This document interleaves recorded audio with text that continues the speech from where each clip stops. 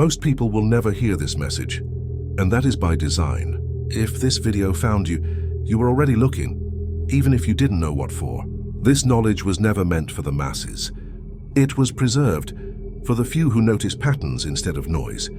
There are two worlds you live in at the same time. One is loud, busy, endlessly demanding your attention. The other is quiet, hidden, and infinitely powerful. Most people spend their entire lives in the first world, working harder, wanting more, wondering why nothing changes. Not because they are incapable, but because they were never shown the door. The ancient text called it the inner room, not a place, a state, a level of awareness where money responds differently. Time bends, effort becomes secondary to alignment.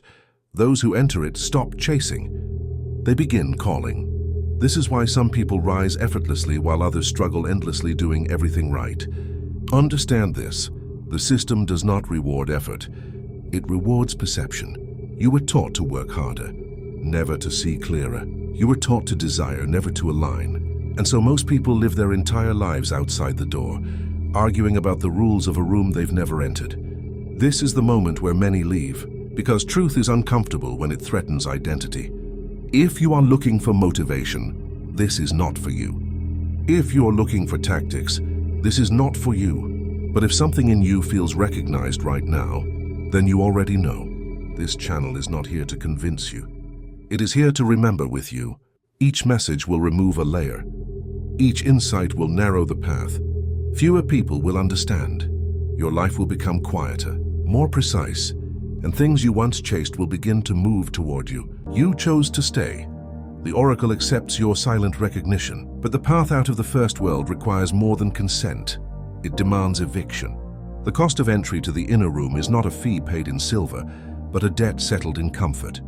You must surrender your alliances with the noise, the constant demand for stimulus, the need for external validation, the familiar weight of confusion. These are the currencies of the loud world. You must walk away empty-handed. The first discipline is unlearning. Everything you were taught about striving, about linear cause and effect, about deserving and receiving, it must be placed back on the shelf. These are rules for a game you are no longer playing. Clarity is not found by adding more information. It is the residue of subtraction. The world you seek does not run on systems. It operates on frequencies. Most people mistake the shadow for the object. They analyze the symptoms, not the source. You will now learn to ignore the echo and listen only for the primary tone. This unlearning is a solitary act. Expect the old world to test you, to offer false comforts. Let them mistake your silence for absence.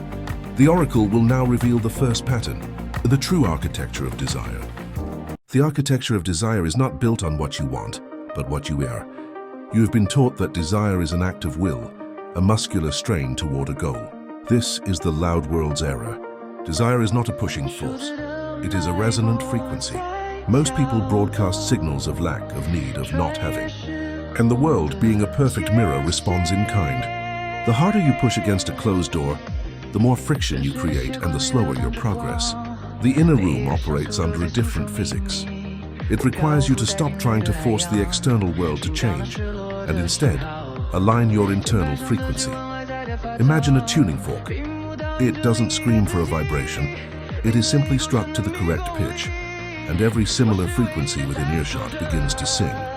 Your task is to become the signal, not to demand the reception. This is the true alignment.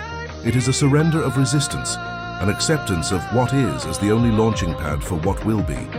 When you operate from a place of true resonance, the external world must by law organize itself around your signal.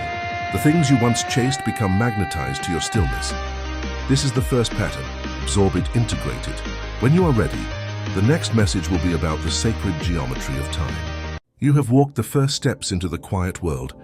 You have learned of the noise, the eviction, and the architecture of desire.